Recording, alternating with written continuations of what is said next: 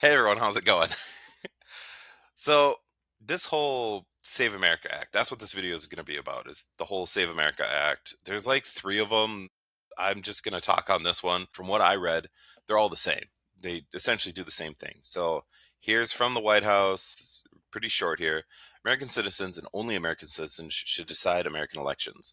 The Save America Act is a common sense bipartisan bill that would simply require a valid ID before registering to vote in a federal election. That's already a thing, just so you know. If you were not aware, that's already real. Proof of citizenship, that's new. And no mail in ballots, except for illness, disability, military, or travel.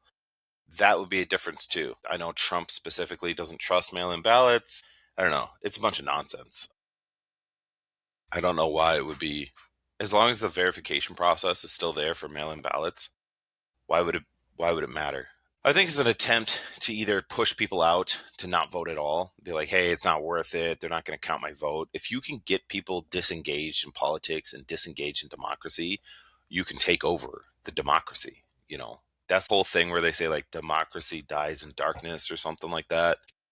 Democracy demands participation. You have to be a part of it. If you don't want to be a part of it, you probably feel just as comfortable living in an authoritarian state, a dictatorship, a monarchy.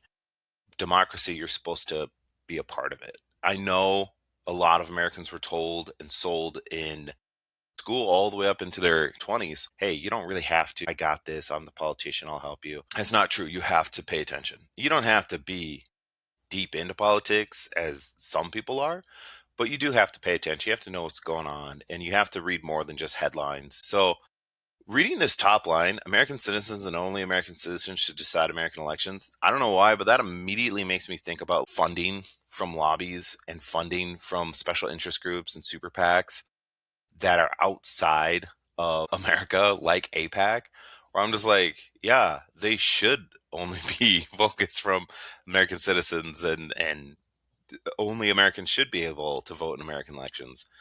100% on board with that.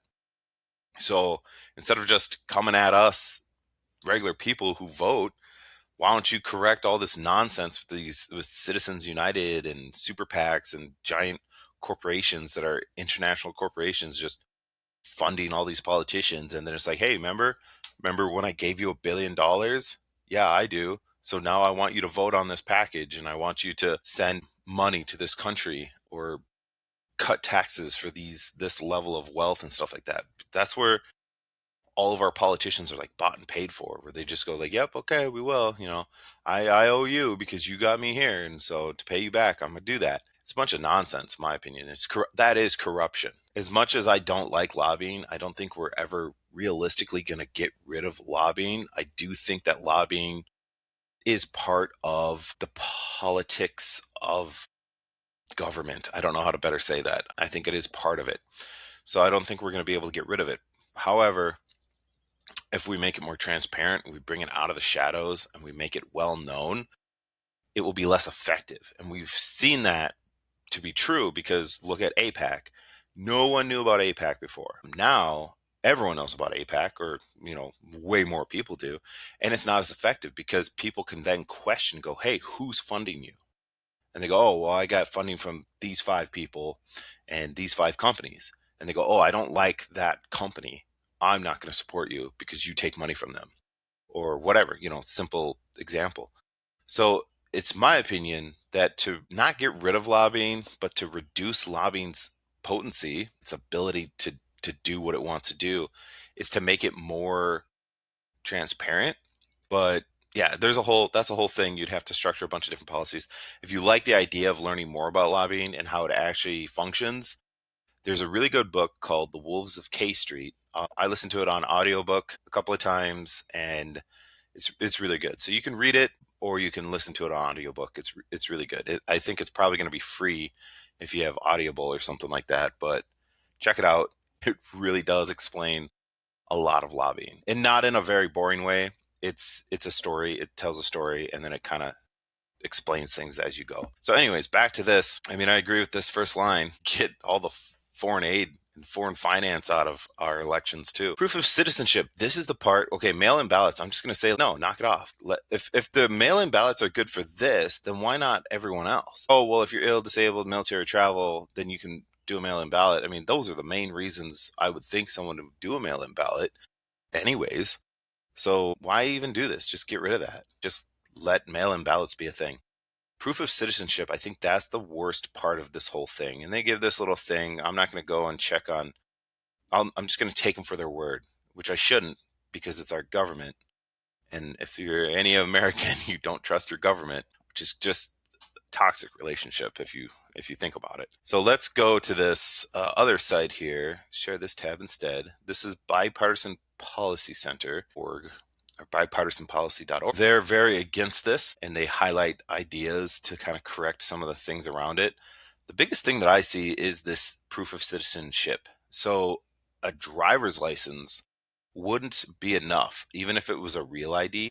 Let me see here. They have it right here. According to the U.S. Department of State, examples of primary citizenship evidence include a birth certificate, a U.S. passport, a consular report of birth abroad, a certificate of citizenship, or a naturalization certificate.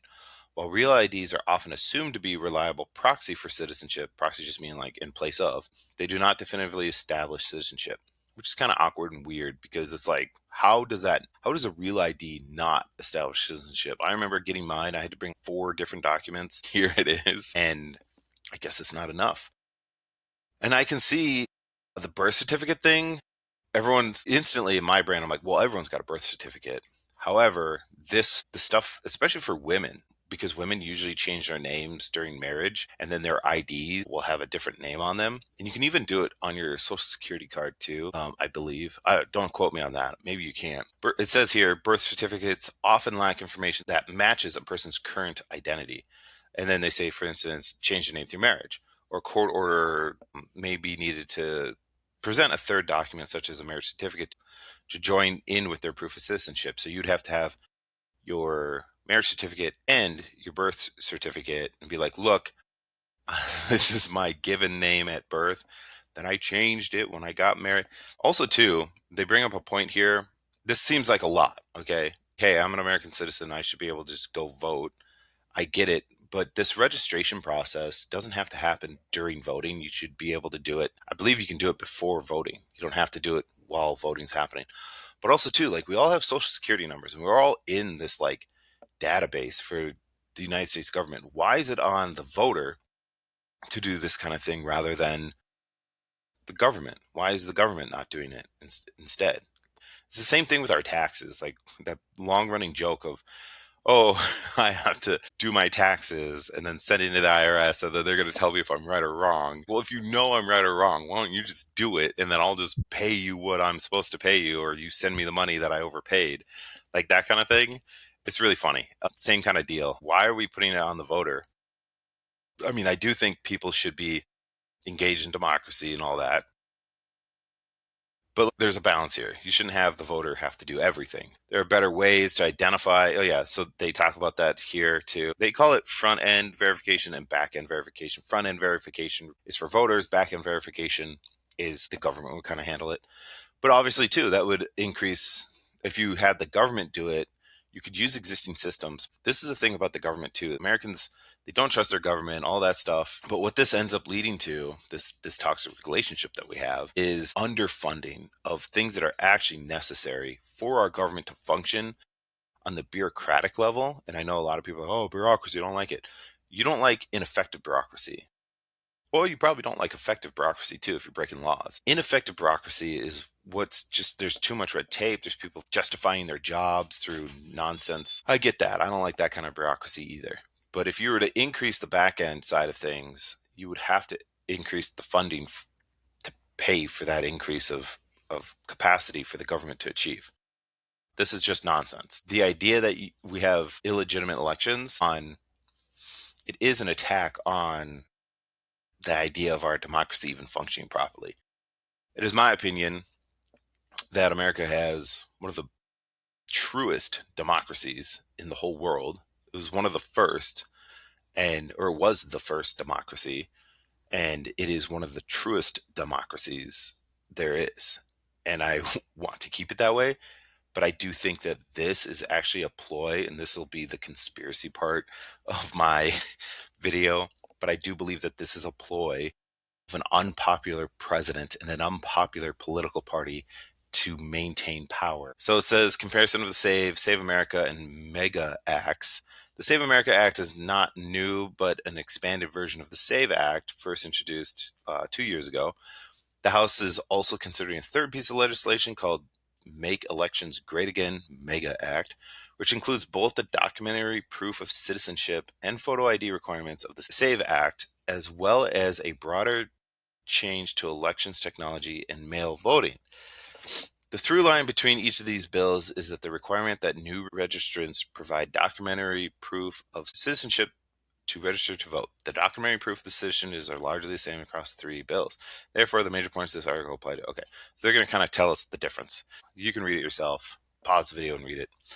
Anyways, on this last share this tab instead. On this last article here, they talk about it in depth as well about new SAVE Acts bills would still block millions of Americans from voting, and they go over roughly the same thing about, hey, it's an unfunded burden on the state and local elections, it increased costs for them, prevent Americans from actually voting. And it's true. Just looking at it, yeah, that would probably stop people from voting. There's a lot of people that don't vote already where they just go, oh, it's not worth it. I don't believe in democracy. I think my vote's not going to count, whatever. All those different reasons. I know I only gave two, but there's a lot.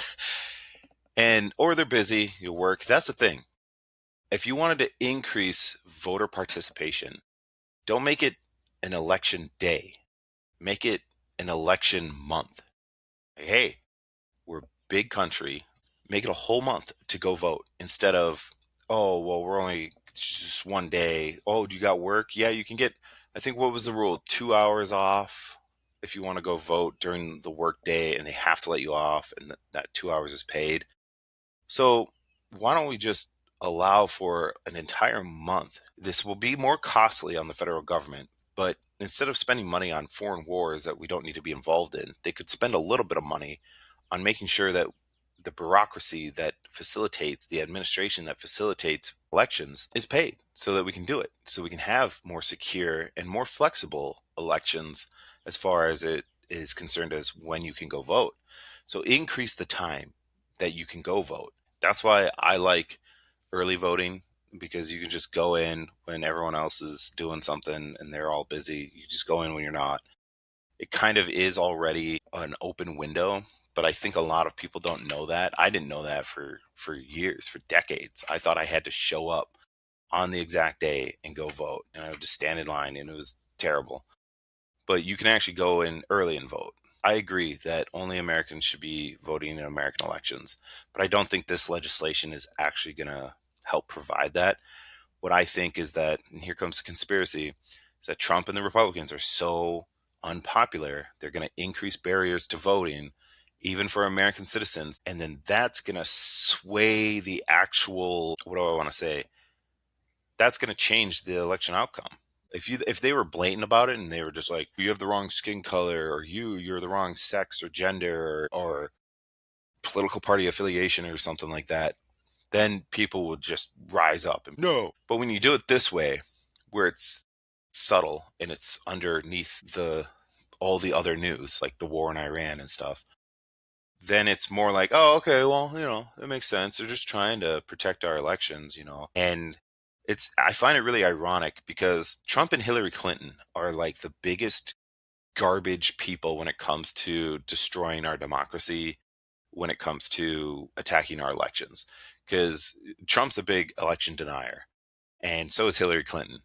Go check out some videos on her complaining and bitching and moaning about, oh, I would have won that election. It was stolen from me. Even though she like cheated, that not in the election process, but she cheated in like these debates where she got like the answers ahead of time and stuff, screw over Bernie Sanders or something, and then she got mad at Jill Stein for even running. How dare you take votes from me? They're not owed to you, Hillary Clinton. Same with you, Trump. Shut up, you entitled boomers. My God. So anyways, that's my theory, is that the Republicans that have hitched their wagon to Trump, they see how unpopular Trump is. Their wagon's welded on, it can't come off. And so they're like, yeah, let's pass this legislation that's going to pretty much just strike out a lot of the people that would vote against us, because they grabbed up that populist movement that was discontent with the current political establishment back in like the 2000s to the 2008 era of America. It was this populist movement that was like, hey, you guys aren't paying attention to us. You guys need to listen to us. And we don't feel represented. We're the middle class, it's getting hollowed out, blah, blah, blah. So these people are also the same people that this legislation would make it more difficult for them to go vote. So they're like, hey, we've lost our base for the most part, the base that our big, broad built, voting base that our coalition brought together. We've lost large chunks of it, and they're not confident that what's left will allow them to win. So they're going to put in this legislation that might shave that down even more, but it will shave down all the stuff they've lost. All the voters they've lost, they'll they'll not be able to vote. They'll be like, oh man, I voted 4 years ago. Why can't I vote now? And they're, oh, well, we passed this new law. You have to show this, this, and that. And they're just going to be like, whatever, I give up. This country's broken. So, yeah, it might affect what little bit of base they have left from that big coalition of people that they fused together to win the 2024 election. But now that Trump's pretty much lied about all of his campaign promises, and all of his actions in office have almost been the opposite of what he said he'd do. Like, no more new wars. No, we got a war in Iran. Gas prices, I would bring gas prices down. If you vote for Kamala Harris, they're going to be like $4. And like now they were $4 like 2 weeks ago. And now they're like, I think it's like 360 right now. But anyways, so this to me is an attack on Americans' ability to vote. And it's this more sophisticated way for this very unpopular president and the politicians that have attached themselves to him, because they're like little leeches. They want power and they want to stay in power, which is, not to give them credit for it, it's an ingenious idea. This is what keeps happening, is all these politicians, they come up with all this legislation to just screw over American people. You actually can't vote anymore. Oh, well, I'm an American citizen. Oh, well, you got to bring in all these documents now. So why don't you go ahead and do that? So once you get that done, you can vote, but you've missed the window for this election. People are going to be like, screw it. I'm not going to vote at all. I'm not even going to do it. That's what this legislation brings about, in my opinion. So again, thanks for listening. Let me know what you think in the comments, and have a good day.